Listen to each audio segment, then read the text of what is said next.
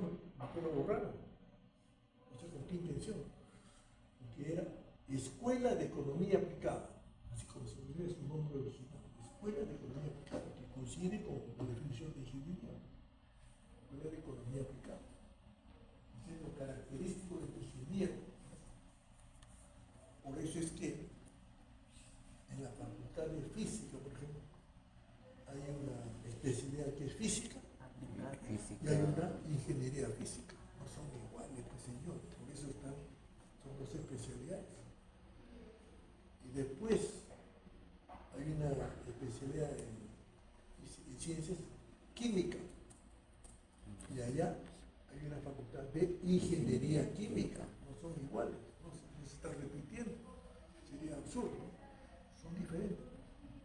Física, ingeniería física, química, ingeniería química, son diferentes. La ingeniería química es aplicativa, la ingeniería física también es aplicativa. Nosotros también, ingeniería económica es aplicativa. Ya que me quiere ignorar eso, me olvidarse. No tiene un error. No garrafal. Porque antes, por ejemplo, yo estudiaba 66, 67, 68, 69, en esa época, ahí sí había una identificación que la había estipulado, que le había propuesto, que le había desarrollado el ingeniero Luis Felipe de la Casa, que está muy claro que es ingeniería económica. Entonces, básicamente aplicativa. ¿Ya? Entonces, realizábamos nosotros, primer año, el segundo año, hacíamos viajes afuera. Yo por lo menos hice 2 viajes, con un grupo de alumnos, con un profesor encargado, que nos acompañaba, nos guiaba, fuimos por Huancayo, Cusco, Puno, Arequipa, pues fuimos recorridos, viendo todo. Después teníamos que hacer un informe, después entraba a empresas del Estado, en esa época había empresas del Estado. Antes de la privatización. Empresas productivas del Estado. Entramos ahí, veíamos, preguntábamos, hablábamos con los gerentes, con todos, cómo funcionaban esas empresas, empresas grandes. Un viaje de estudio. Ahora ya no hay viaje de estudio, ¿no? Ahora todo es pizarra. ¿Dónde está la ingeniería económica aplicativa? Bueno. Ni siquiera ahí. Y cuando yo le pregunto, converso con un profesor sobre la cuestión del centro de investigación de la facultad, me vienen con la idea de que la economía no puede tener un centro de investigación en el sentido de, por ejemplo, la Facultad de Química. Tiene su laboratorio, ¿no? Ahí los alumnos hacen sus pruebas, mezclas, productos químicos para hacer sus experimentos. Uno dice, no, eso en la economía no se puede hacer experimentos. En la cabeza. En la cabeza. ¿Cómo vamos a hacer un experimento sobre, por ejemplo, vamos a hacer un experimento sobre inflación? ¿Cómo hacemos la inflación? Claro, si me planteas así, es imposible hacer un experimento sobre inflación. Pero hay otra forma, pues. Por ejemplo, cuando se enseña micro, ¿dónde están nuestros centros de investigación?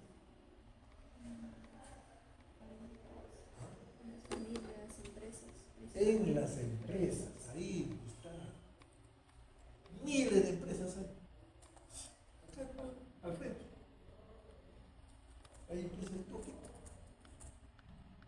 Empresas comerciales, empresas de fábricas, empresas de servicios, y todas las empresas. Y a los alumnos no los llevan ahí. No conocen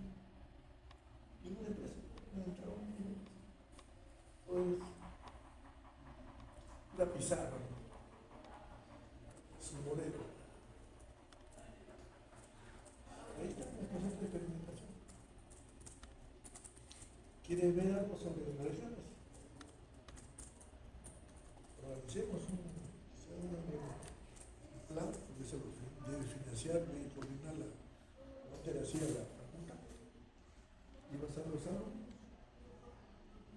a la región UNIC. Vamos a la región, vamos al gobierno regional de Junín. Ahí entramos, vemos, conversamos con los gerentes, con los que tienen ahí, y vemos lo que están haciendo, cómo hacen. Todo eso ya eliminado. Pura teoría, pura pizarra, de una matemática, nada de la práctica.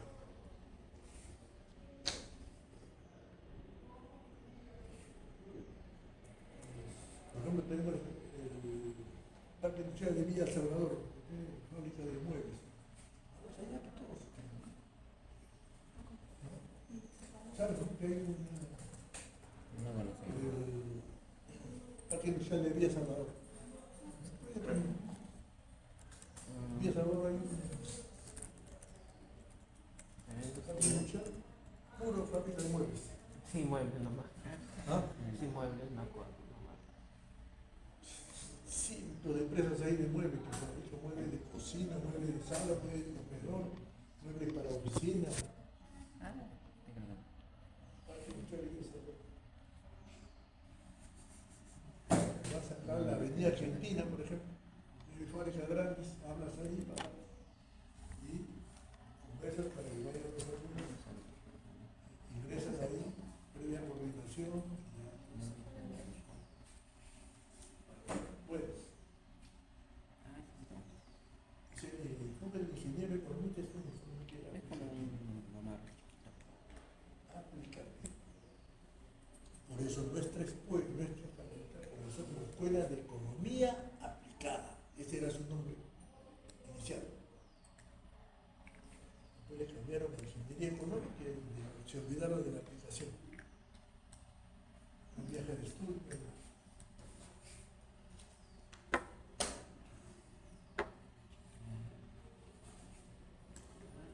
Así está la cosa. Y en esa historia, solamente para que ustedes sepan, la historia de la facultad, de la Escuela de Economía, para crear la Escuela de Economía, que después ya fue la facultad, se consultó, se pidió apoyo a especialistas de fuera, de Estados Unidos, eran tres, creo, especialistas de Estados Unidos. Uno de Estados Unidos, otro de uno de Argentina. Y ellos ya habían hecho un estudio sobre América Latina en cuanto a la escuela de economía, que es lo que se enseñaba en la facultad. Y ellos, en base al informe que ellos prepararon a nivel general, en base a ese informe, se armó la escuela de economía. Y ese informe está en internet. Y ese informe, acá no existe. Yo me lo bajé. Lo tengo ese informe. Que fue la base que se utilizó para crear la escuela de economía.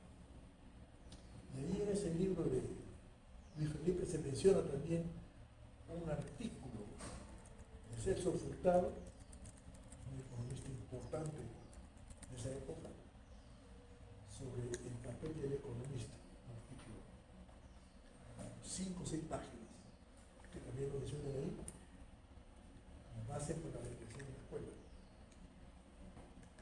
También lo tengo que conseguir en internet. Pero son dos documentos históricos que lo menciona Luis Felipe Las Casas en su libro azul sobre la historia de la facultad de economía, cómo se creó, quiénes intervinieron. Bueno,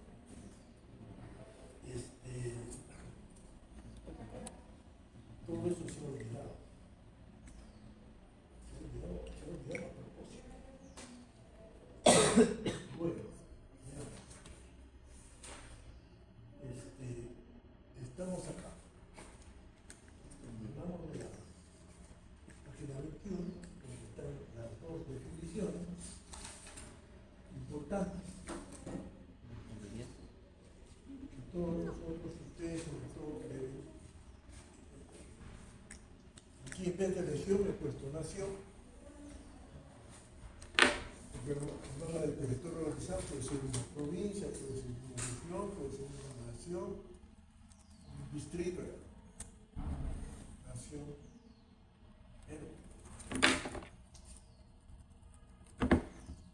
¿Qué dice Moisés?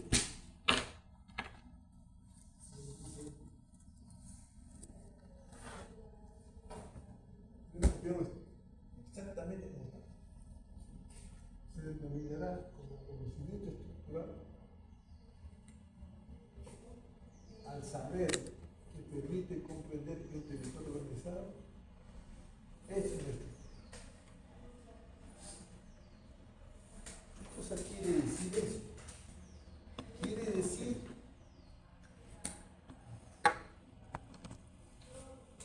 conocimiento, se denomina como conocimiento estructural al saber que tienes en la cabeza. El saber lo tienes en la cabeza. Que te permite comprender que, en este caso, la realidad nacional, con todos sus detalles, es una estructura, una existencia compleja abierta. Por comenzar.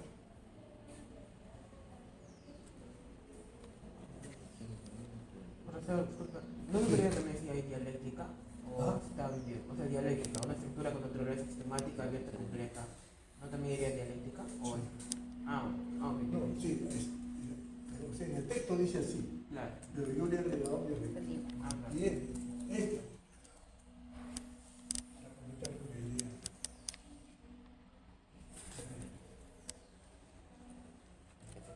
Pero esta es la parte de la estructura.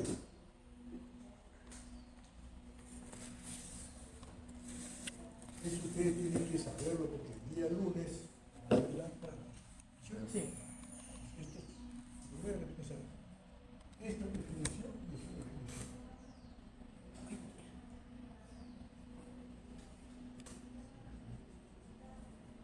Al saber se denomina como conocimiento estructural, al saber que tú tienes en tu cabeza, al saber que tú tienes en tu mente, que te permite comprender que un territorio organizado, en este caso llámese la nación, es una estructura de naturaleza sistémica que se puede a comenzar. La segunda parte, que permite la página 23, por otro lado, se denomina conocimiento funcional a un cuerpo cognitivo, que también es lo mismo, que es al saber, que te permite develar la forma como el sistema anterior es el sistema anterior. Esta estructura sistémica se articula con su entorno y modela sus propios procesos de cambio interno. En este caso, los procesos de crecimiento y desarrollo interno. Como dos procesos grandes principales.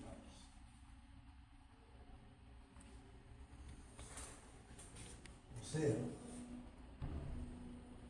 para explicarlos más rápidamente, para que se entienda mejor, vamos a hablar ahora con símiles.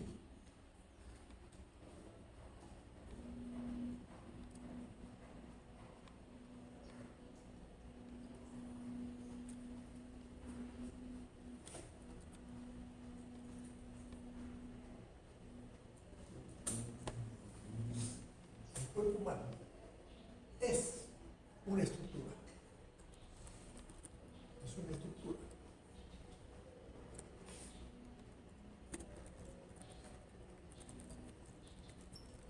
Que tiene partes. La estructura tiene partes. Tiene acá el sistema sistema digestivo, un sistema respiratorio, un sistema circulatorio, un sistema nervioso, un sistema óseo, un sistema muscular, varios subsistemas. Entonces tenemos sistema digestivo, sistema circulatorio, sistema respiratorio, sistema nervioso, sistema muscular, sistema óseo, y etcétera, etcétera.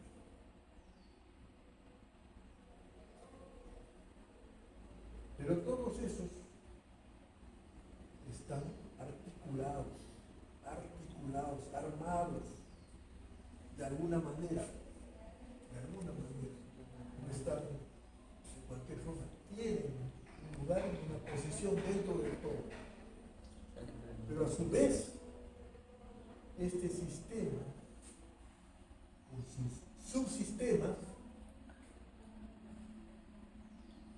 tiene una forma de funcionamiento.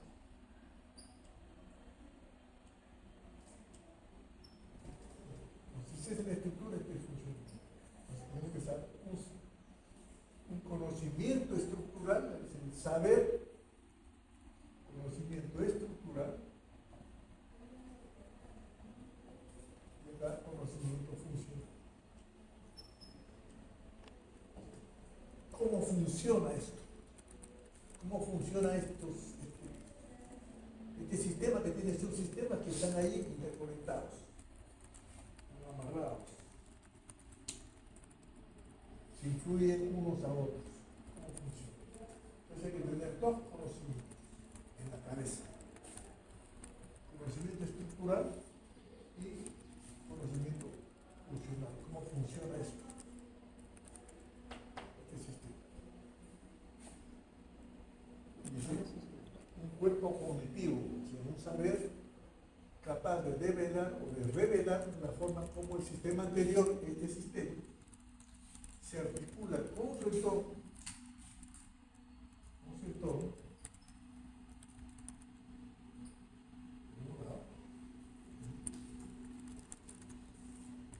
y cómo modela sus propios procesos internos.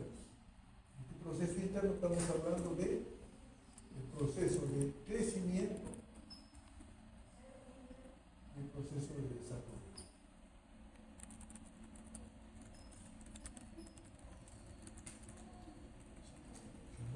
Los dos grandes procesos. Para entender la realidad nacional. O sea, con este tiempo, podemos decir que la realidad nacional es un sistema.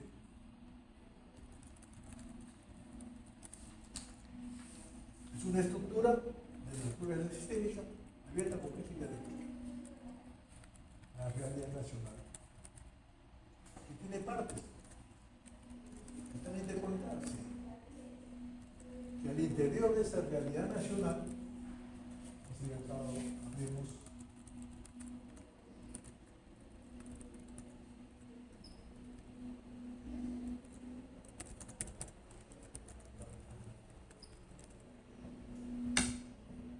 es una estructura que tiene partes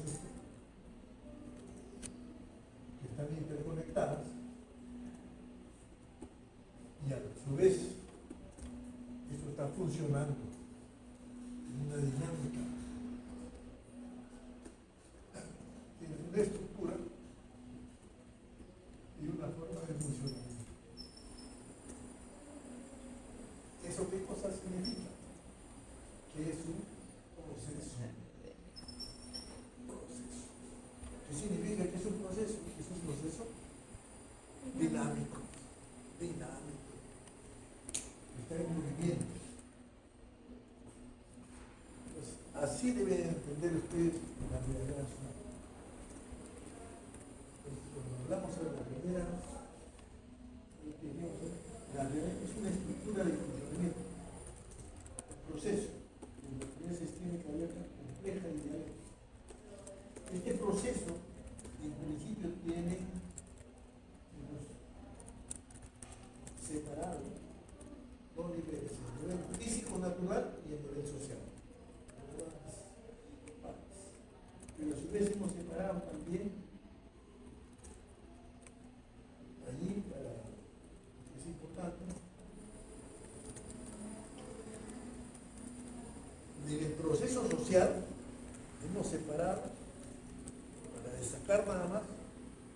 está metido también el proceso ideológico.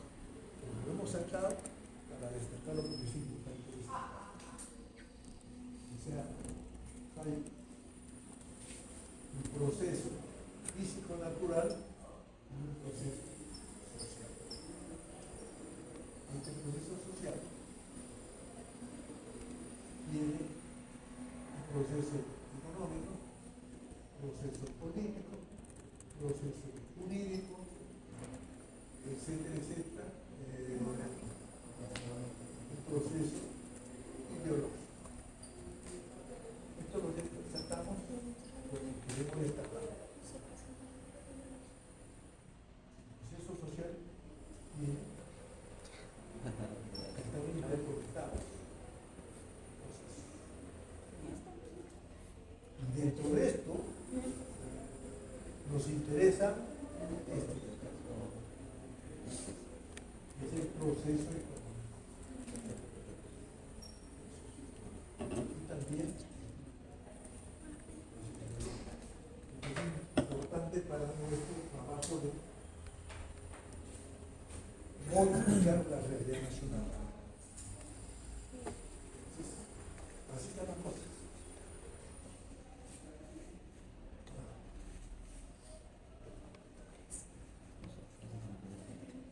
Y estructuras, y funcionamiento, un proceso físico-natural, social, y a su vez, en este proceso económico, si lo cogemos y nos metemos en el proceso económico, podemos hablar de subsistema económico, subsistema político, subsistema jurídico, subsistema ideológico. Dentro del sistema social. O sea, si hacemos el desagregado,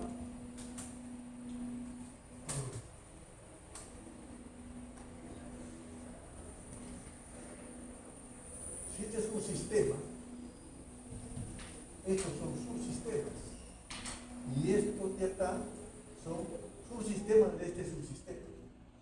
Este es un subsistema y este es otro.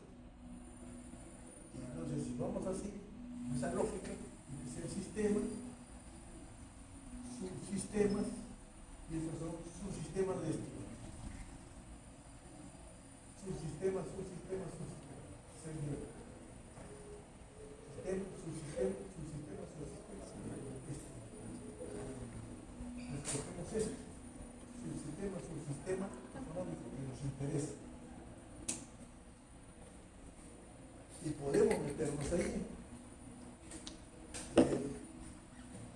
Sistema, subsistema económico.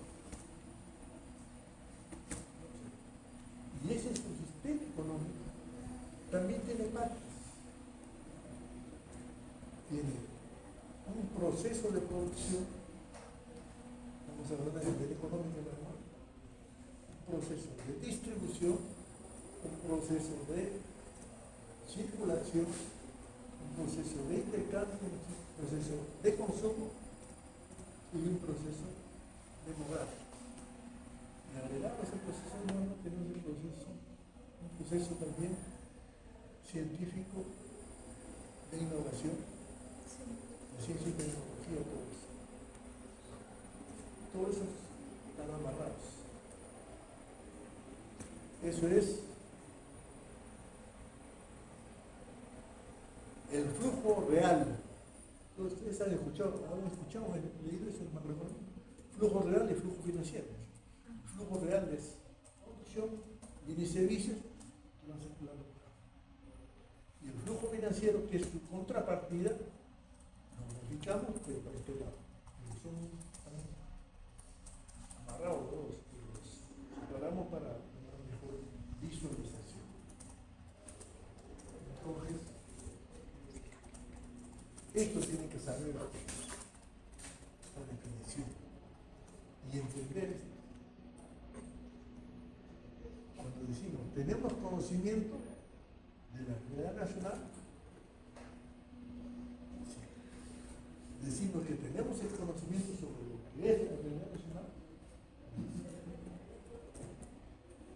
queremos decir que tenemos un conocimiento estructural de la realidad y un conocimiento funcional de la realidad nacional. Conocimiento estructural es las partes de ese sistema, las partes, la estructura, como acá, sistema digestivo, sistema circulatorio, sistema respiratorio, sistema nervioso, sistema muscular, sistema óseo. Sabemos eso.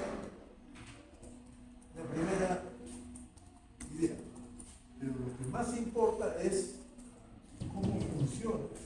Cómo funciona. Es el segundo paso. Nos interesa cuál es la estructura, pero el siguiente paso necesario, esencial, es saber cómo funciona. Cómo funcionan todas esas partes que tenemos entrelazadas, interconectadas. Tenemos que llegar al conocimiento funcional a esta estructura. Eso es lo que importa. Y entonces aquí, en el conocimiento funcional, si ya sabemos esto, el cuerpo cognitivo, el cuerpo que tenemos en la cabeza, el punto de idea que tenemos, el saber que tenemos en la cabeza, que nos permite revelar cómo el sistema anterior se articula con su entorno. Con su entorno. ¿Cuál es el entorno?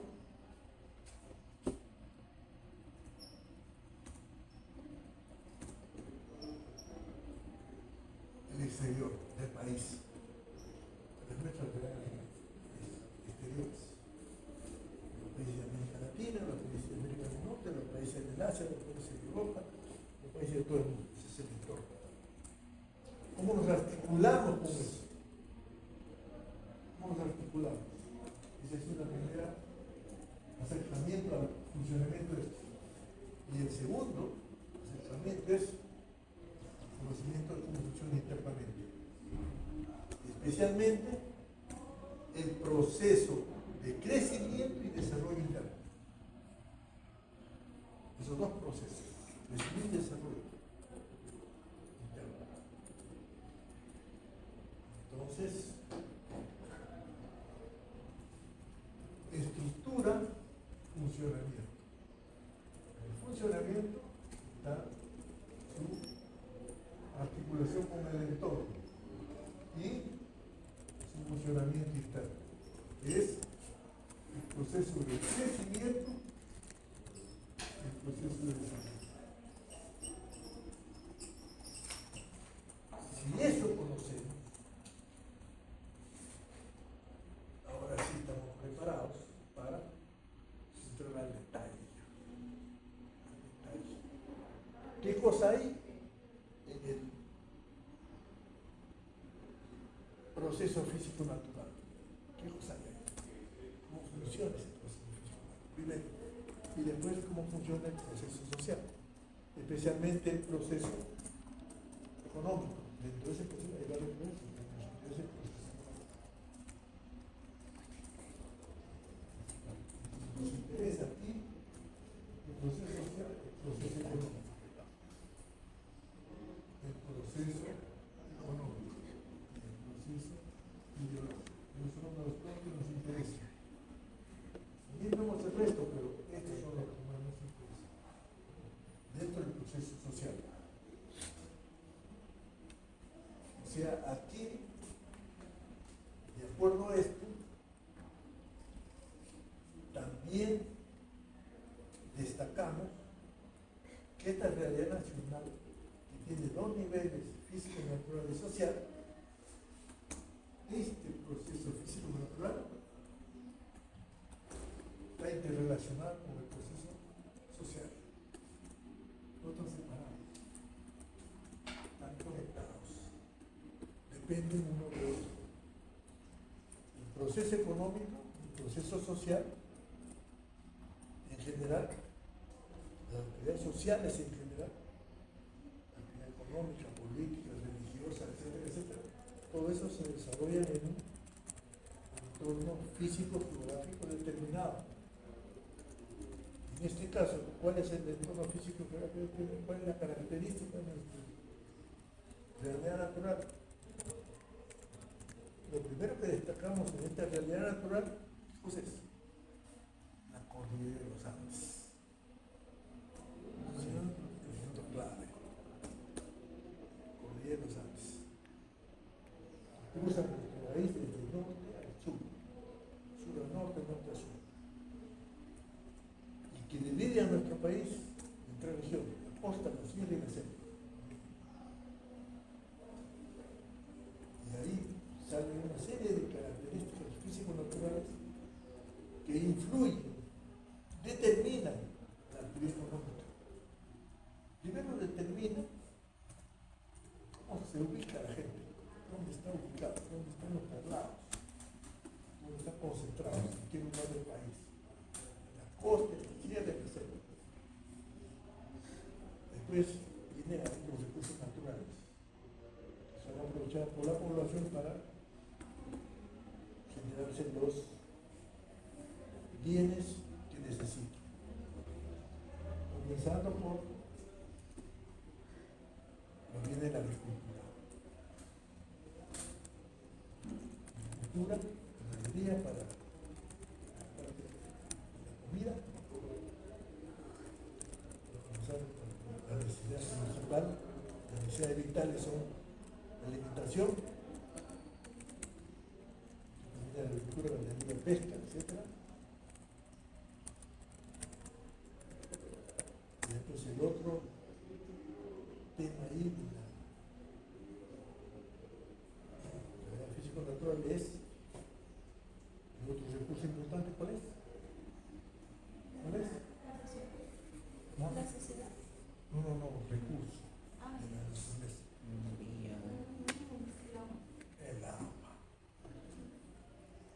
El agua es la clave para la agricultura, para la ganadería. Si no hay agua, ya fue bueno. Y la otra es para, ¿qué más para que sirve el agua? Agricultura. ¿Ah? Agricultura. Agricultura, ganadería, ¿qué más? Energía. Energía eléctrica. El agua, el flujo de agua, la caída de agua, la corriente de agua se saca de energía. No podríamos vivir si no tenemos electricidad. ¿Cómo se mueve la fábrica? ¿Cómo nos iluminamos acá? ¿Cómo funciona el ventilador? Las máquinas, si no tenemos energía. Es vital el agua. Agricultura, ganadería y energía. Pero esos recursos están distribuidos en la geografía, en algún lugar están concentrados, no están, como quien dice, donde uno quiere que estén, están en algunos lugares muy lejanos, muy cercanos, están ahí, quieres aprovecharlo, tienes que ir ahí a sacarle provecho. Eso está determinado por la geografía, principalmente por nuestra cordillera. La cordillera determina las cuencas. Las cuencas. Escurre el agua de la altura hacia la costa. De la altura a la otra vertiente del llano. Y la otra vertiente del lago Titicaca. Escurre el agua de las altas montañas de la cordillera. O sea, todo eso está determinado en las posibilidades agrícolas, ganaderas, de energía. No es una cosa menor, es un simple patrón.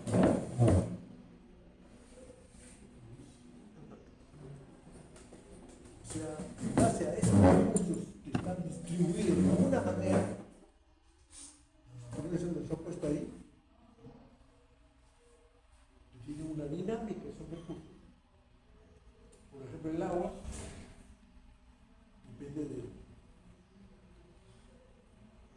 de las estaciones.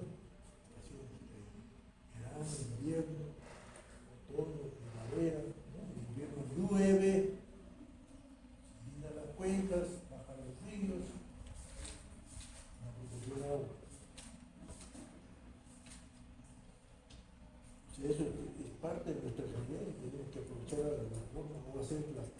innovaciones para aprovechar mejor ese recurso, para distribuir mejor ese recurso. Depende del agua, la agricultura, depende del agua, la ganadería. O sea, no es un tema menor.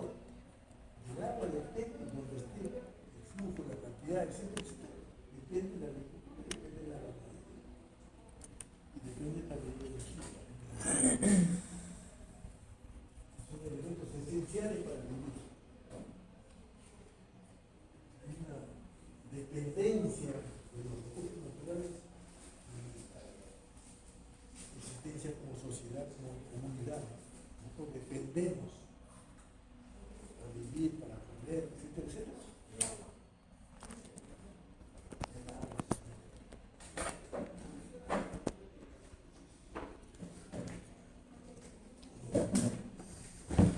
Entonces, hay toda una relación ahí, dinámica. Todo eso tenemos que saber. O sea, recién estamos entrando a la parte conceptual de la realidad nacional. Y después ya vamos a ver ya la parte del nivel físico natural. ¿Qué cosa de ahí? Entonces, veamos, sigamos viendo.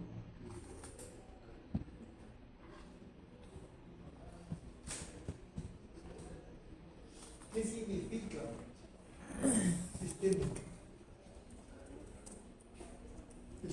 Un sistema es un conjunto de partes que funcionan como una sola unidad. Es un sistema, conjunto de partes que funcionan como un todo. Conjunto de partes aquí que funcionan como un todo. Es el cuerpo humano. Están todas partes, pero todos funcionan cumpliendo un papel dentro de esta estructura biológica humana. Aquí también. La estructura acá, pero las partes funcionan interconectadas. Acá, en el nivel económico, hay un proceso productivo, hay un proceso distributivo, un proceso de circulación de los bienes y servicios, un proceso de intercambio. Hay un proceso de consumo, hay un proceso demográfico, hay un proceso de ciencia y tecnología. Regresamos a la producción. Ese es el movimiento real, bienes y servicios. Por el otro lado, la contrapartida de ese es el proceso de flujo financiero. Veamos eso. Entonces, veamos esto. Conjunto de partes que funcionan como una sola entidad y al funcionar como un todo tienen propiedades distintas de las partes que lo componen. Estas propiedades se conocen como propiedades emergentes. Esas propiedades sobresalen del propio sistema, cuando este alcanza cierto nivel de complejidad. Es decir, cuando este sistema es muy simple, de repente no tiene esas propiedades emergentes, no emerge de ahí. Este sistema alcanza cierta complejidad, más partes se van especializando, entonces surgen las propiedades emergentes del conjunto, no de las partes. Del funcionamiento del conjunto surgen estas propiedades emergentes.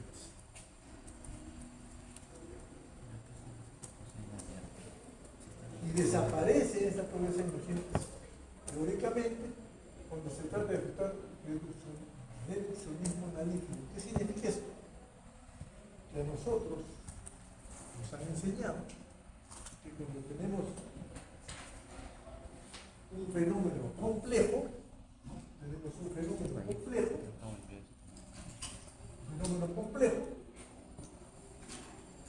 el análisis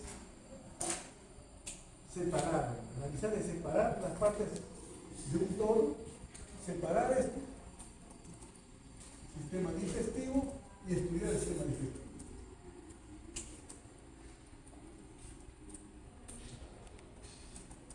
Separar el sistema sistema circulatorio y estudiar el sistema circulatorio. Sistema respiratorio, etc. Separar. Está bien la separación. Es la parte del proceso de respiración, la parte analítica. Separar y estudiar esto. Separar y estudiar esto. Separar y estudiar esto. Pero la segunda etapa, que es la más importante, es, una vez que ha estudiado las partes, sus detalles, juntar todo. Nuevamente, juntar todo y ver cómo funciona como todo. Sabiendo cómo funciona cada una parte, cómo funciona como todo, por eso todo junto. Porque es así como funciona. El ser humano viviente en su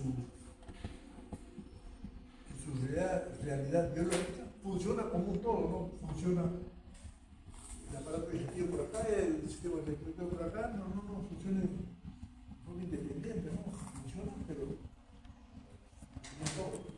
Si uno saca el sistema digestivo, el estómago, todo eso, el resto colapsa. Simplemente. Si saca el sistema respiratorio, el cuerpo colapsa. Solamente cuando están juntos y funcionando es que estamos caminando, estamos haciendo nuestro trabajo, estamos vivos. Si acá juntamos un aparato digestivo, un aparato circulatorio, por más que lo juntemos, no va a cobrar vida, pero cobra vida y en la medida que está dentro del cuerpo humano funcionando todo independiente. Independientemente, o sea, no colapsa. Cada uno de los sistemas colapsa si lo sacas y quieres hacerlo funcionalmente. Así no es. Solamente funciona cuando son todos juntos.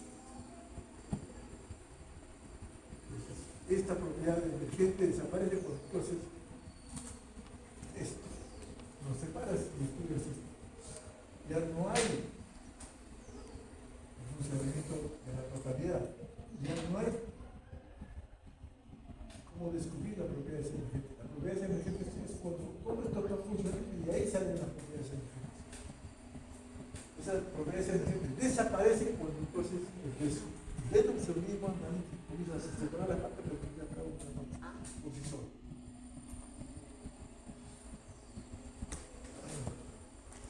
Ejemplo, cuando se pretende estudiar una región de arriba a abajo, como dice el escrito, la región desaparece. O sea, si tú una región la separas en sus provincias y comienzas a analizar cada provincia, separar, la noción de región desaparece. Pero cuando vuelve a surgir nuevamente, ya has estudiado todas las provincias, ahora junta todo y hace que funcione como todo. Ahí recién aparecen las propiedades emergentes. Las propiedades emergentes surgen en el funcionamiento integral. Eso es las propiedades emergentes.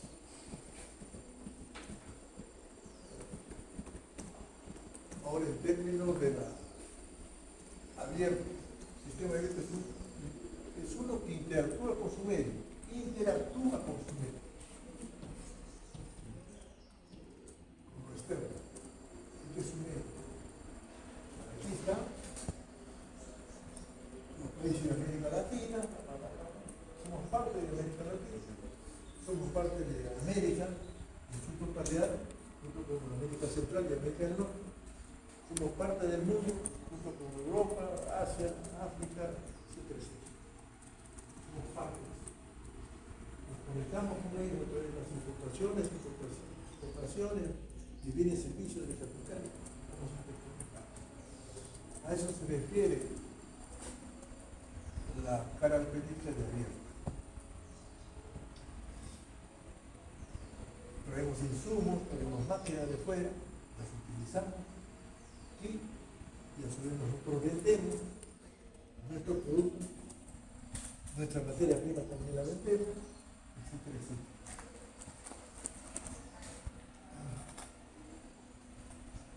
Un territorio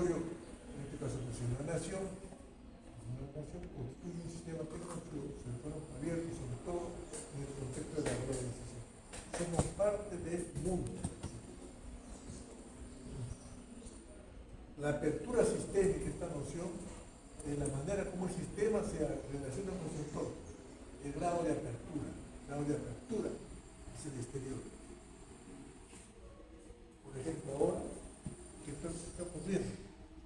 El presidente de Estados Unidos está poniendo barreras arancelarias para bloquear los negocios de Estados Unidos con el exterior. Está poniendo trabas al comercio internacional de Estados Unidos, a sus exportaciones y a sus importaciones. Está poniendo impuestos ahí. O sea, está reduciendo su apertura hacia el mundo de Estados Unidos. No está reduciendo los aranceles, no hay, está disminuyendo la apertura hacia afuera. Eso depende de cada país. Nosotros, por ejemplo, estamos vendiendo materias primas, productos agroindustriales, frutas, arándanos, paltas y todas esas cosas.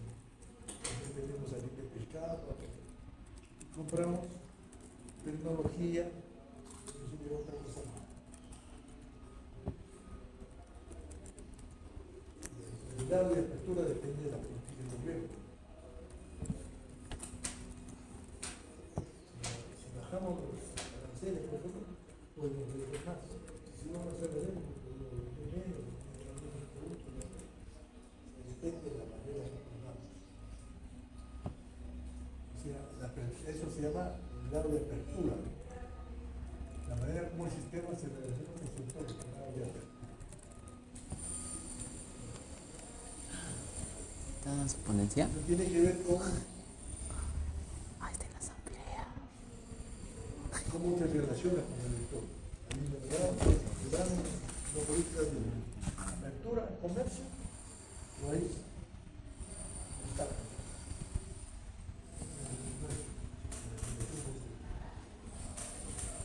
Y el otro tema es la palabra complejidad. El sector de la complejidad tiene que ver con la variedad de subsistemas que pueden colocarse en el sistema, que se está denominando como información. Si hay más subsistemas, es más complejo. Este sistema, si tiene más subsistemas al interior, es más complejo. Pero la complejidad no es solo un fenómeno cuantitativo. Hay unas partes, hay una cantidad extrema de interacciones y interferencias. Y un número muy grande de unidades. Comprende también la indeterminación, los fenómenos aleatorios, la incertidumbre en el seno de los sistemas interrelacionados. Es decir, no solamente se trata de la cantidad de subsistemas que hay, sino el grado de interrelación que hay entre esos subsistemas para ver qué grado de complejidad. Si hay más subsistemas, es más complejo. Y además, si habiendo una cantidad determinada de subsistemas, ¿qué grado de interrelación hay entre esos subsistemas? Pero también indica el grado de complejidad. Por ejemplo, no tenemos regiones, ¿cierto? 25 o 26 regiones, pero las 26 partes, digamos, en términos geográficos, componen todo lo que se hace. Pero, ¿cuál es el grado de interconexión entre las regiones? Si hay suficientes carreteras en una región respecto a las otras, hay pocas carreteras, o sea, vías de comunicación. Si hay comercio entre estas regiones,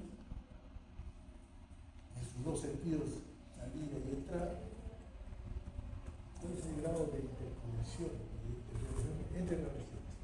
Eso te va a dar el nivel de complejidad. O sea, mientras más interrelaciones hay entre las regiones, más complejo es ese sistema. Mientras más regiones haya, es más complejo. Mientras más interrelaciones entre las regiones, religiones va a ser más complejo, más interrelaciones. De todo tipo, comerciales, culturales, etcétera, etcétera. Entonces, la complejidad depende del número de subsistemas que hay y del nivel de interrelaciones entre esa parte de los subsistemas.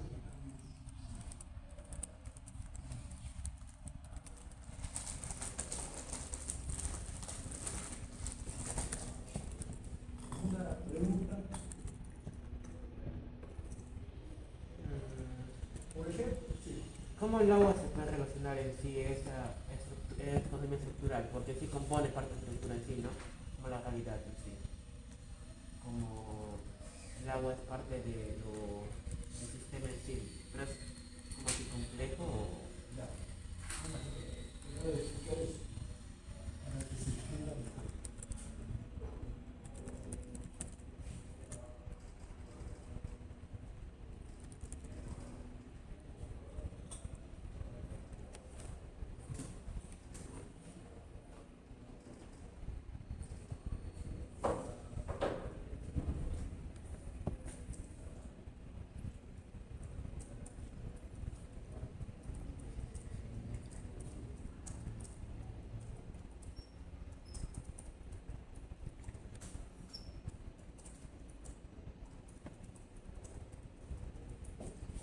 Empezar por Diego, ¿no?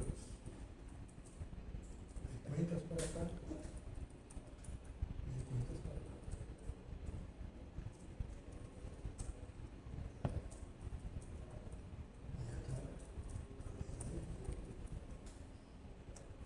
Y acá. Ahí. Esta es la realidad físico-natural, ¿cierto? Esta cordillera divide a nuestro país en la región de la costa, la región de la sierra y la región de la sierra. Pero también se dice que, de acuerdo con la cordillera, que determina eso,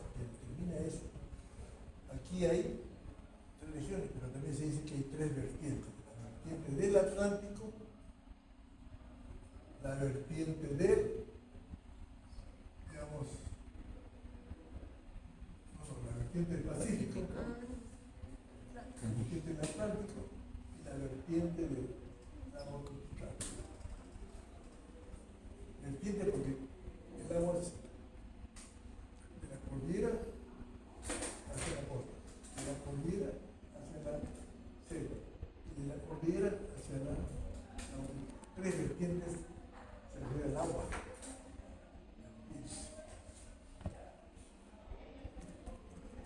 Entonces de la cordillera el agua se vierte hacia el Pacífico, hacia el Atlántico y hacia el Atlántico.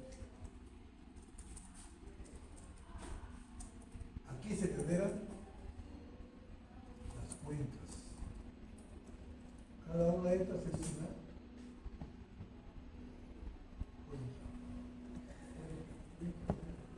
cuenca cerrada,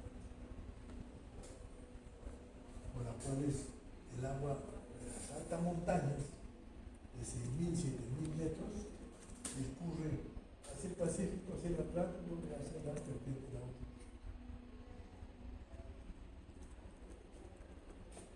El agua.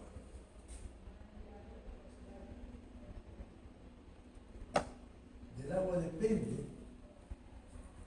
la agricultura, la ganadería y la energía.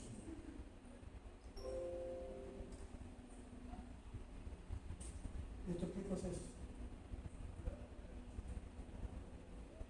La alimentación. Por supuesto que acá está la costa, la pesca también sirve para alimentación, pero de la tierra, toda esta zona, ahí está la agricultura y la ganadería y la generación de energía. Entonces nosotros, acá hay un proceso físico-natural, hay el ciclo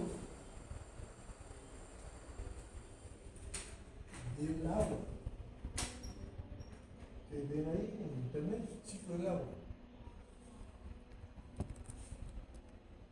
El agua que se evapora acá en la costa, en el mar, se levanta la nube, se va por los vientos, a la cordillera y ahí se enfría y llueve.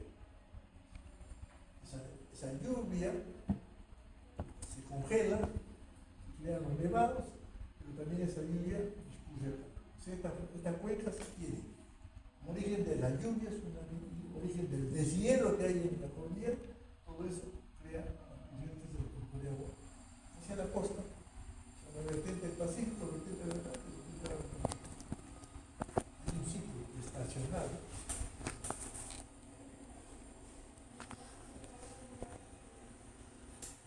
El agua. Y de eso dependen las actividades, la agricultura, la ganadería como actividad económica y la generación de energía. Entre otras cosas, hay otras cosas más que pueden decir ahí.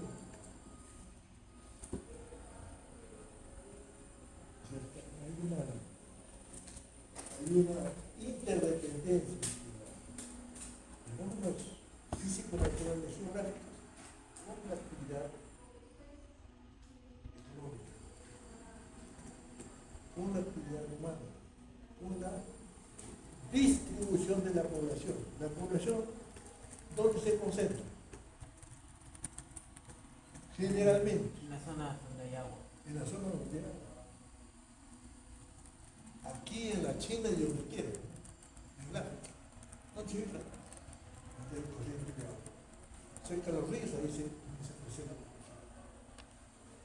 No lejos, porque el agua ahí le permite para su consumo personal y también para los recursos de la vida.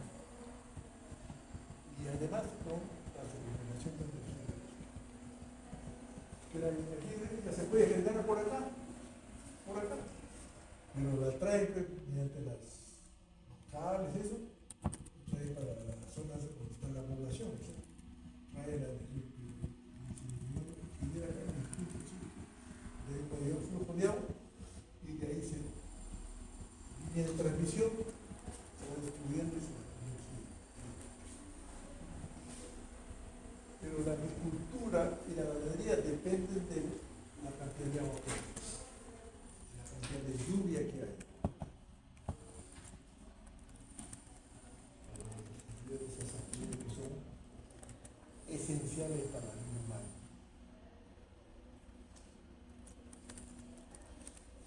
Por ejemplo, todo lo que se está exportando a agroexportación, que generalmente está por acá, también hay por acá, pero principalmente en la zona norte, depende del agua.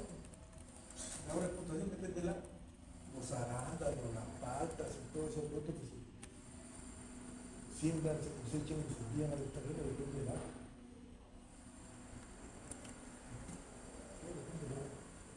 Entonces, tenemos una dependencia de los fenómenos físicos naturales. El ciclo del agua, estacional, acá viene ya pues toda otra serie de cosas. El clima, la ecología, la flora, la fauna, etcétera, que hay en cada zona. Cada zona hay una flora y una fauna. Hay un clima, un grado de humedad. Hay una velocidad del viento, hay determinadas horas de sol. Todo eso determinado por la naturaleza. La naturaleza. Las horas de sol, el viento, la humedad, las alturas. Esta cordillera tiene 250 picos de más de 5.000 metros de altura. 250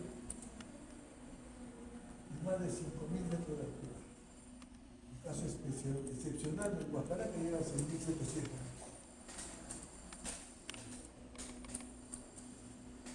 Entonces, en Perú, como dice el profesor Carlos Zanato León, especialista en el tema, el Perú es un país de cuencas.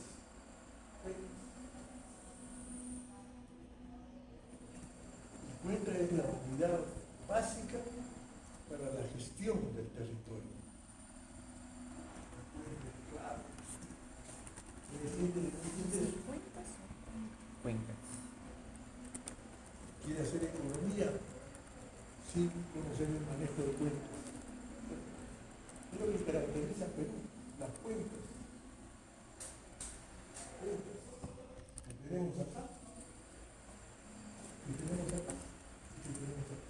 Las cuencas.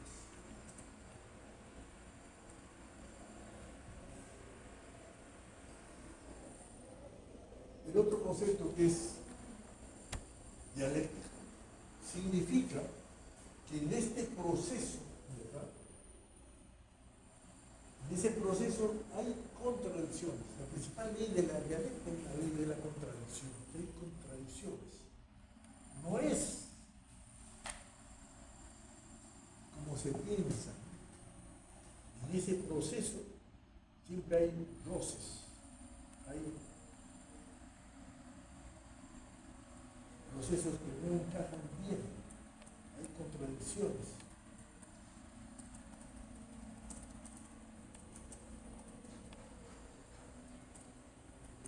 Entre los procesos. Y al interior de los procesos más pequeños también hay contradicciones. Esa es la ley principal de la dialéctica. Es un proceso contradictorio.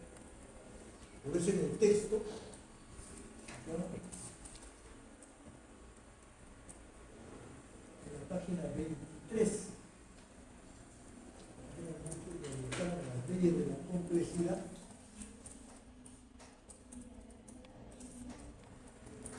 el punto D de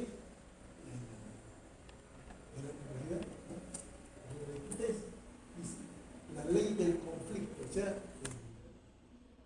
este sistema donde funciona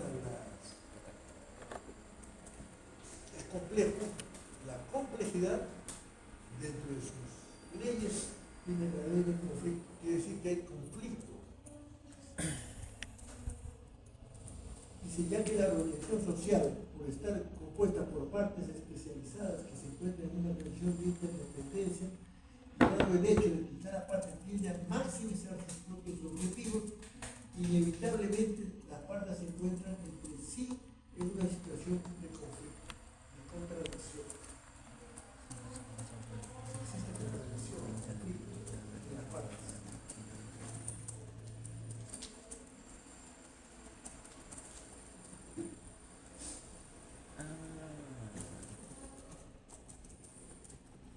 Entonces vamos a ver ahora el conocimiento funcional.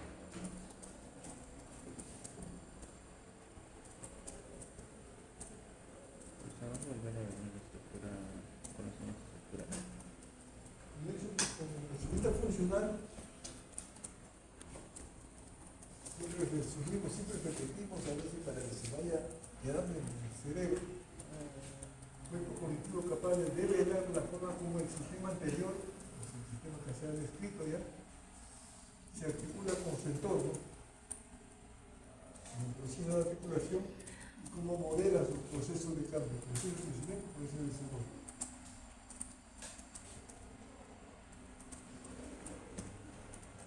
Es la capacidad para comprender el entorno. Acá estamos hablando de la región, pero también se puede aplicar a la nación. Capacidad de comprender el entorno, la articulación con el entorno, y el interno. El interno. Se trata del proceso de articulación por un lado y el proceso de crecimiento y desarrollo. Proceso interno. Veamos qué dice ahí. 26.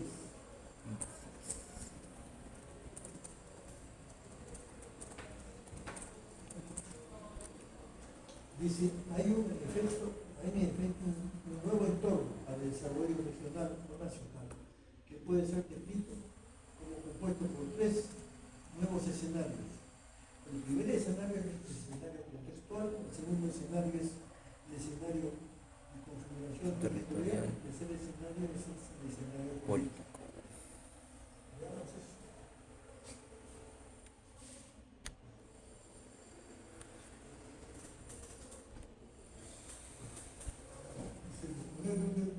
Para iniciar la investigación económica de algún aspecto o programa en un territorio determinado, tenemos que exponer un marco conceptual previo. ¿Cuál es el marco conceptual previo? De la estructura y la forma de funcionamiento de esa totalidad dialéctica. El nivel económico necesita disponer de conocimiento estructural y de conocimiento funcional.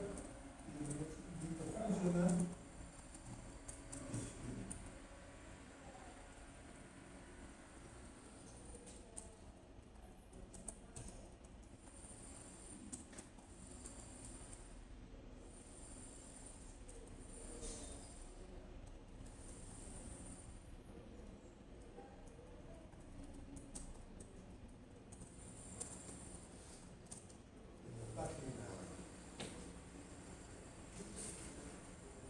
27 está este esquema. ¿Qué dice ahí? Hay un nuevo entorno que plantea, que puede ser descrito como compuesto por tres nuevos escenarios. El escenario contextual, el escenario estratégico y el escenario político.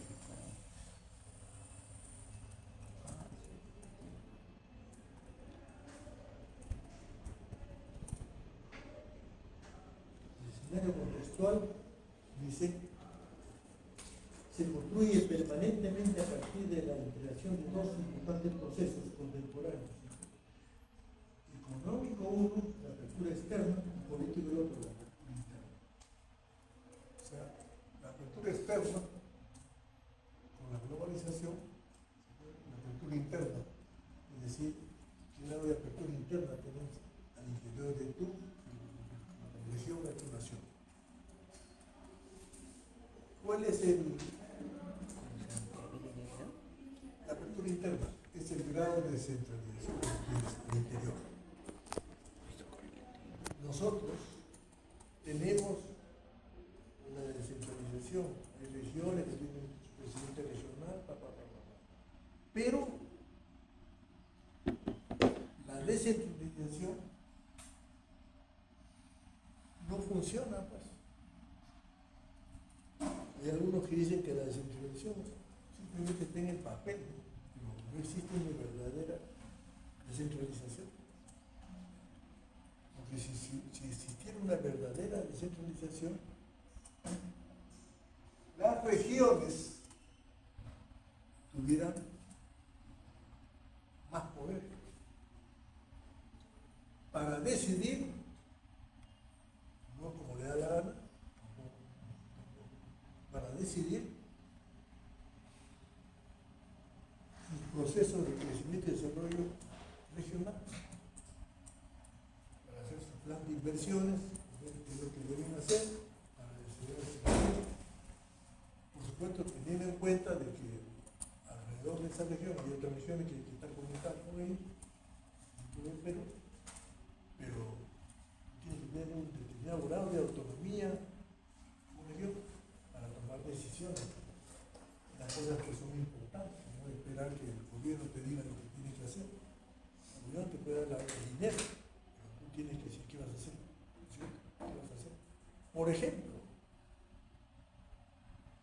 nosotros queremos desarrollar una región. ¿Cuál sería alguna medida especial que deberíamos tomar pensando en la región?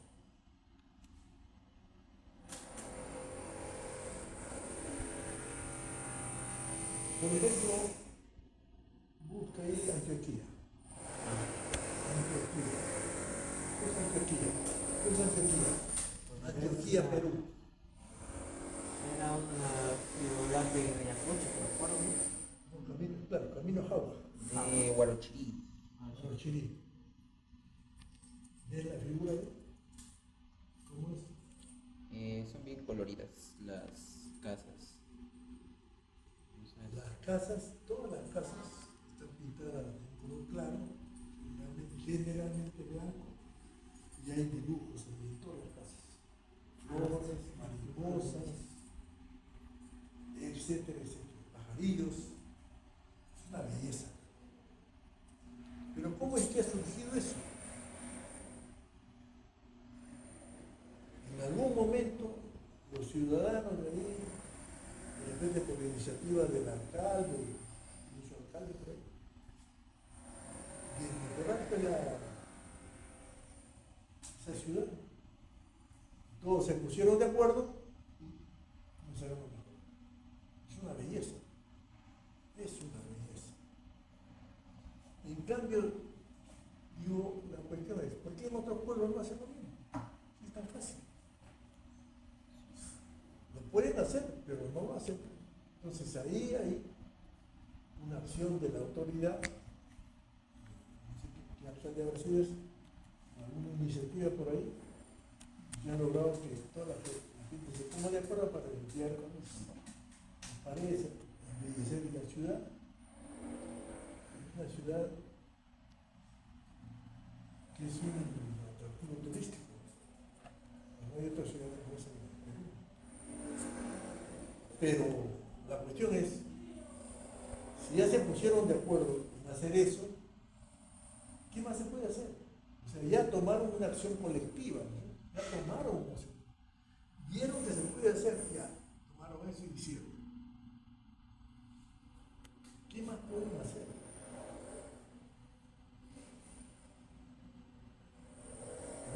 ¿Qué sugieren ustedes? ¿Qué más se puede hacer?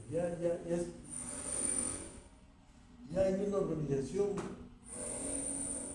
la población que ha logrado hacer eso.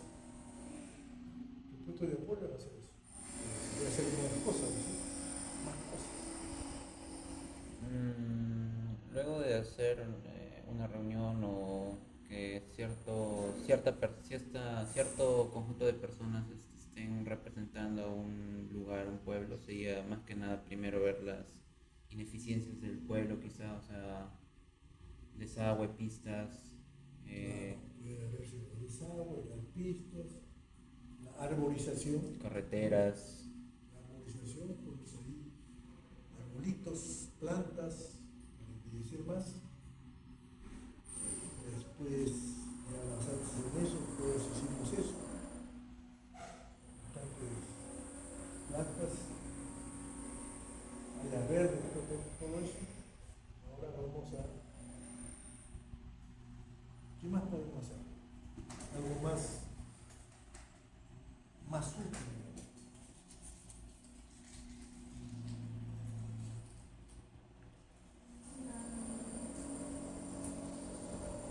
En términos de cultura, ¿qué necesitamos que se incentive? La educación. Pero una cosa más concreta, más.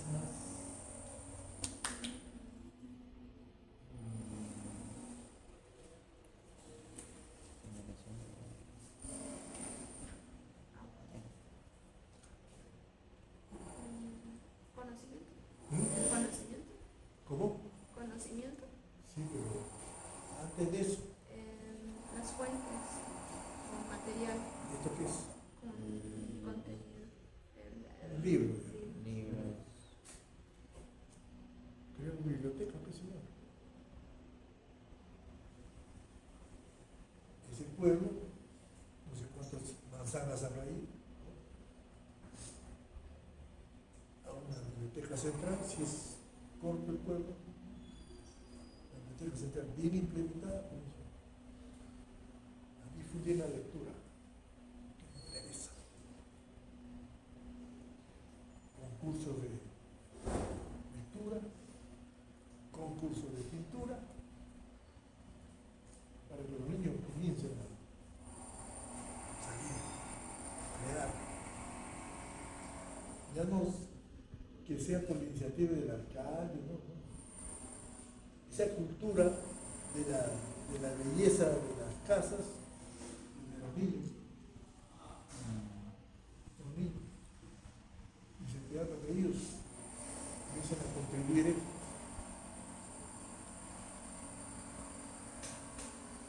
por acá, por San Isidro, a veces nos comunicó, mi esposa caminando, y en una casa que tiene un jardín afuera. Pues ¿saben lo que han hecho? ¿Saben lo que han hecho estos señores? Han agarrado esas piedras así grandes, media redonda que media redonda, el río Gran Rey, bastante piedras. Y han agarrado y lo han pintado la piedra. Lo han pintado de un color llamativo. Roja, azul eléctrico. Y ya han comenzado a pintar estos ojitos a la piedra. Figuras en la piedra. Maripositas, flores. Y con eso simplemente han adornado su jardín. Van a ser piedras pintadas. Nada más. Es una belleza. Es una belleza. Ahora me da esa idea. Mañana a pasar voy a ir por ahí. Voy a tomarle fotos y lo voy a enseñar. Vean ustedes. Se puede hacer belleza. Simple. Mira, en el Perú hay piedra por todo lado. Piedra por todo sitio. Incentivar a que lean los jóvenes, todo el mundo lee en la casa. Agarran, o sea, para comenzar, pones tu caja de leche Gloria, le cortas allí, la pones allí y ahí pones tus libros. Ya comienzas a poner tu pequeña biblioteca. Libros ahí. Todas las casas deberían tener una biblioteca. Todas las casas. Bibliotecas, tus libros, tus revistas. Ahí, para que los niños se acostumbren a leer permanentemente. Toda la familia lee.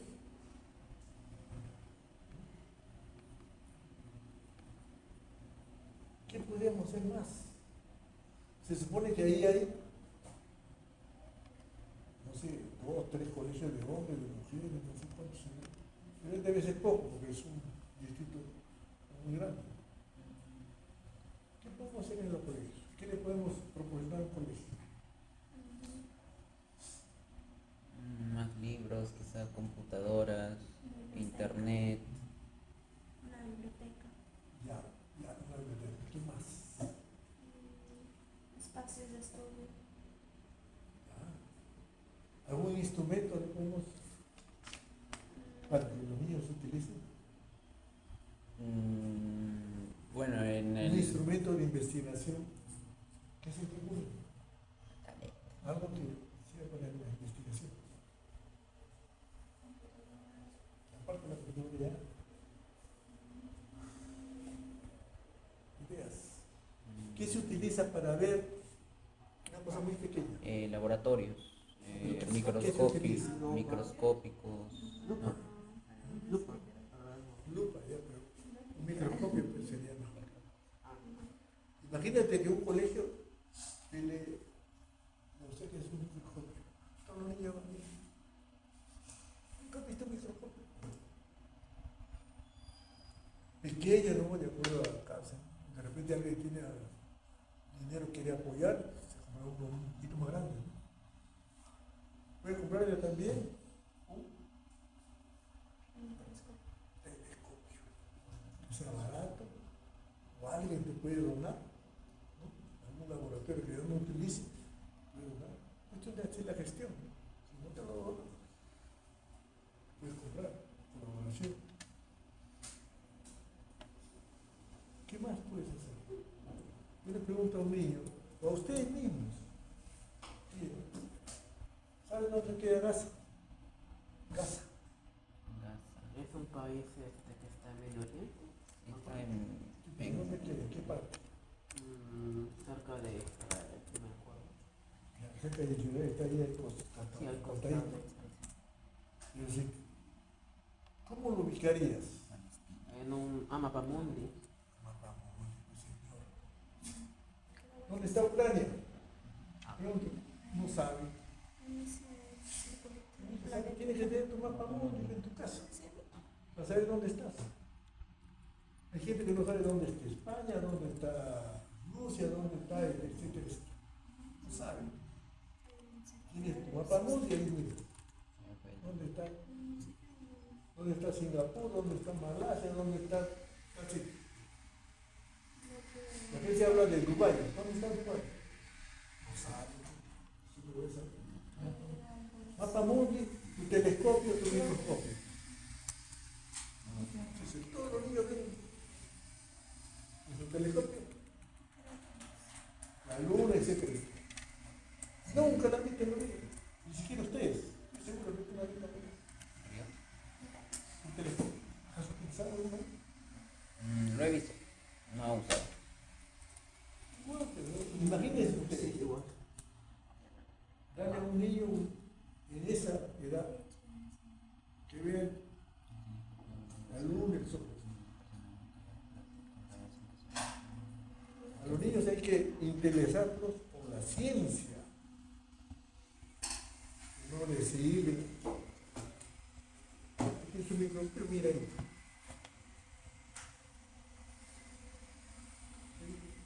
Mira ahí. Hay que incentivarlos. Hay forma de hacerlo. No se les ocurre. Por ejemplo, en ese pueblo, ahora vamos a hacer las bibliotecas, vamos a probar un telescopio y un microscopio. Y si se puede más, un telescopio, un microscopio para cada escuela. Uno nada más para cada escuela. Y un telescopio, de repente, para si hay baratos, si se puede, para cada uno. Los niños van a desfilar ahí, todo el mundo pide la escuela para mí.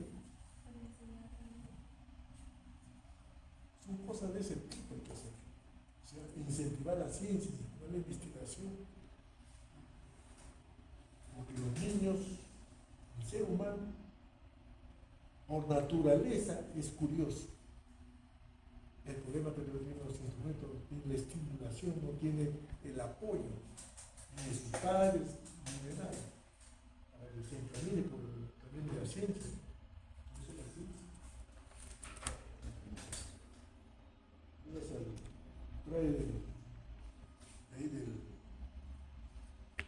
del huerto, traes ahí. Los insectos, trae los insectos, hay varios insectos.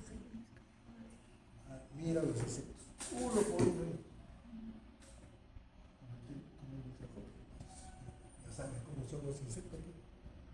Tienen alas, no tienen alas, tienen cabeza, tienen vientre. ¿No? ¿Sabes? Si es una lombriz ella, mírala, pues, mírala con el microscopio. Esas cosas tienen que ver.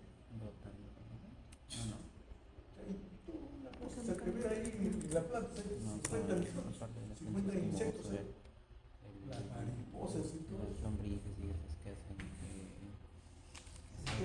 Esas cosas hay que hacer. O sea, pero también tienen que ver con la fertilización de la vida. Bueno, una pregunta. Por ejemplo, en el escenario estratégico, veo radiación territorial. O sea, pivotales significa, digamos, y asociativas virtuales. Tú haces en la sociedad organización.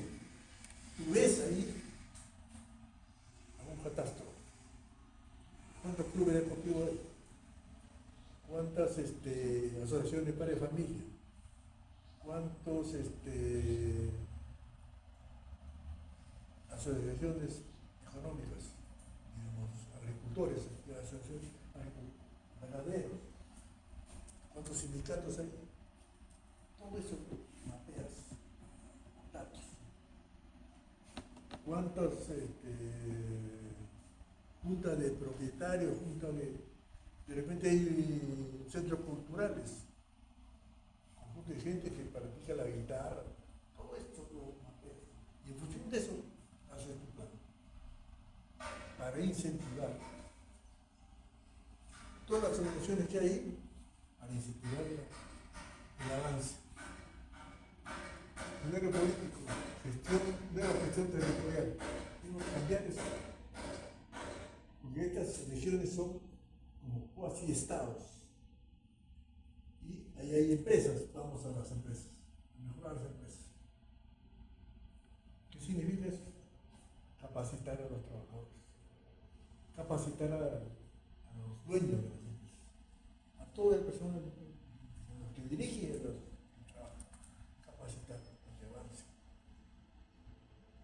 avance para que mejore, para que mejore su gestión, haga sus planes de crecimiento empresarial, de diversificación y diversificación del mercado, sus planes de producción, etc.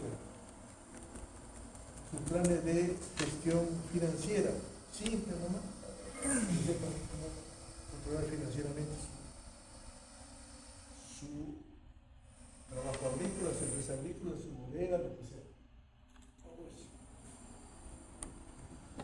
O sea, hay que, y eso de abajo, no de arriba, sino de abajo, con la gente, no son ellos. Es la población la que va a hacer el desarrollo.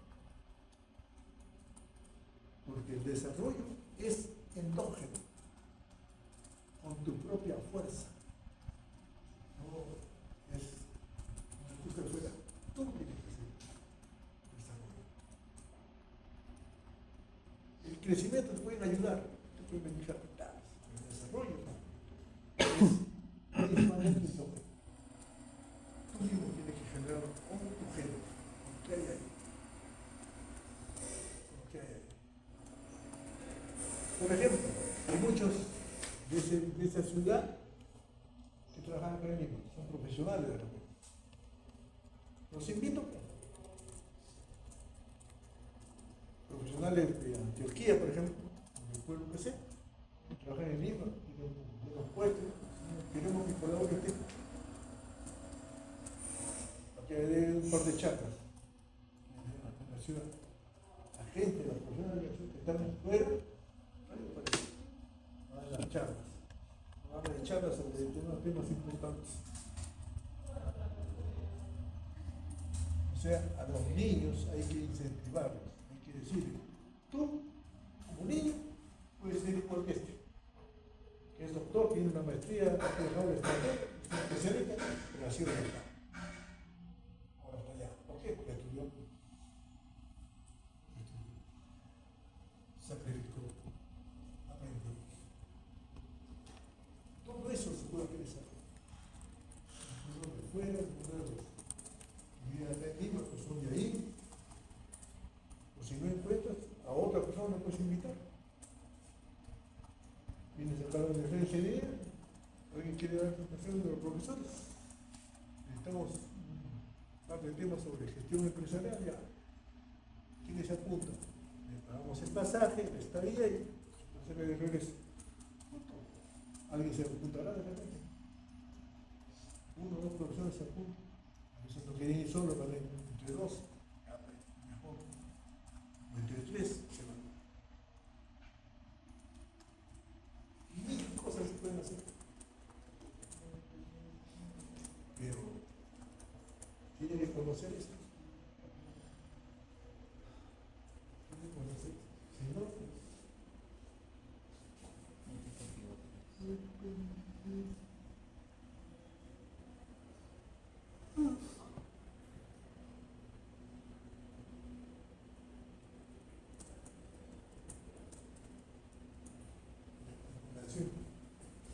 profesor, le pregunto, ¿qué se refiere antes con cuasi empresas en sí?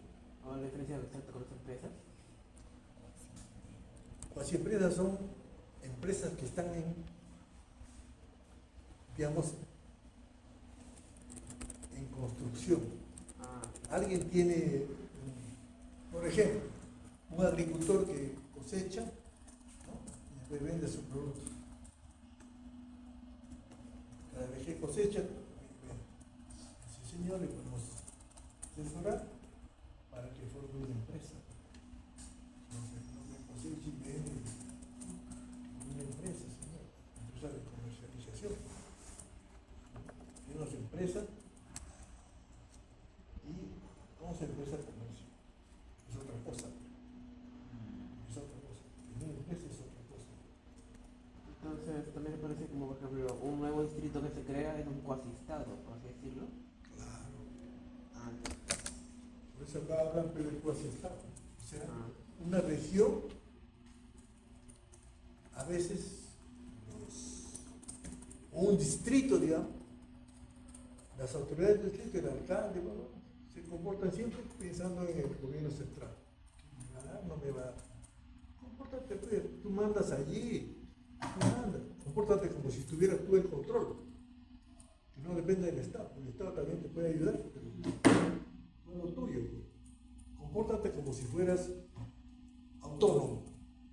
Si fueras autónomo, ¿qué harías? Haz eso. No esperes que el Estado te diga lo que tienes que hacer. Por ejemplo, eso que han hecho en Antioquia, no han visto el Estado, no seguro. Bueno, aquí no son. Armar bibliotecas, comprar el telescopio, buscar el microscopio, vas a necesitar que el Estado te apruebe. En tu distrito lo puedes hacer, no tienes que ir al alcalde provincial. De repente le pides un poco de dinero que te den, ¿no? Pero tú haz tu plan. Es tu distrito, hazlo ahí. ¿Necesitas ayuda? Pide ayuda. No pienses, no vivas pensando que el otro tiene que dar permiso para que haga. No, tú eres la autoridad del distrito, tú hazlo. Necesitas apoyo, ya pues, busca. Para las cosas buenas, la gente apoya, señor. Si tú ves que es un buen proyecto, la gente dice, no, este se lo va a robar. Si tú ves que es una cosa buena, ahora. Si me van a hacer una biblioteca, yo, por ejemplo, si me dicen, yo tengo una, dos, tres, cuatro estantes de libros. Ahí puedo sacar. Fácil, 20 libros. Revistas también tengo, ya no la uso. Hay mucha gente que tiene libros pero nunca la lee. Usted tiene libros ahí, nunca lo lee. Que sirvan para algo, dónelo. Seguramente te van a comenzar a hacer bastante donaciones. Porque está viendo ahí que está haciendo una cosa buena. A no ser que la persona sea demasiado egoísta, que no usa y no quiere que otro lo use. Hay gente así. Pero la mayoría de la gente es. La mayoría de la gente es buena. Colabora, pero cuando ve pues, que estás haciendo bien, no te vas a llevar a tu casa. Bueno, proyecto. Como hizo la hermana de Fujimori. En esa época hubo un terremoto, pues, y dio donaciones de Argentina. Y ella se llevó la donación a su casa. Y todo lo que no servía lo dejó. Pero las cosas buenas que venían, en parte eran cosas buenas, abrigos, todo, donaban pues, de Argentina, de distintos países. Lo bueno se lo llevó. Y dejó el resto. Y eso está de, vean ustedes, el periódico ese.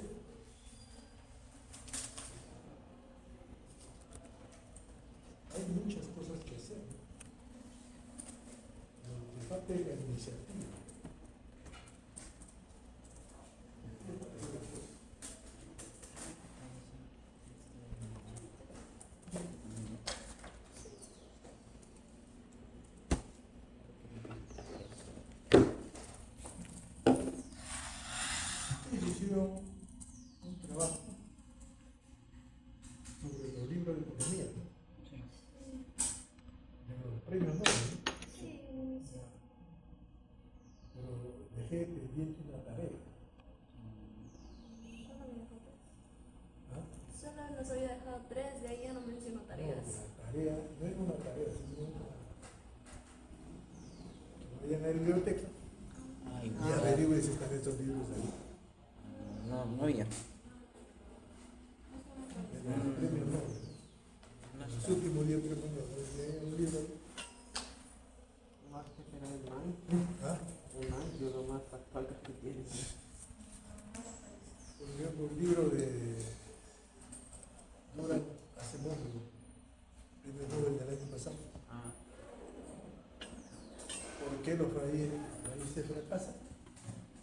Vean si están en la biblioteca. Y ese libro tiene como 10 años de publicado. No, pero no está mal. Sí, está en la biblioteca. Aprovecharon, pero entonces, lean esto, lean esto, esta parte.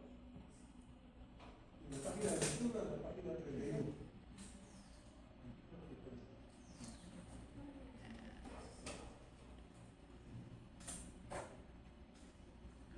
Y revisen Antioquía. Historia. Pude poner una pregunta sobre eso. Antioquía. Pero, o sea, como que va a caer. La pregunta podría ser,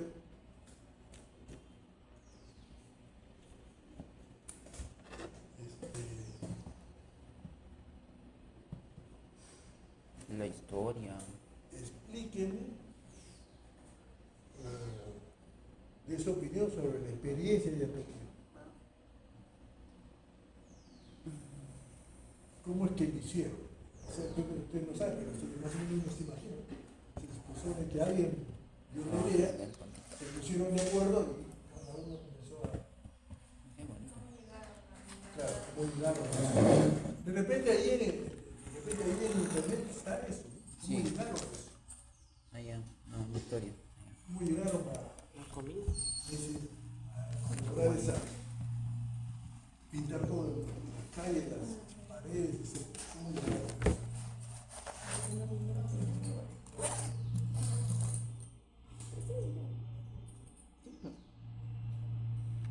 Para su información, aparte, voy a apuntar ahí si quieren. Salinas de Bolívar. Salinas de Bolívar.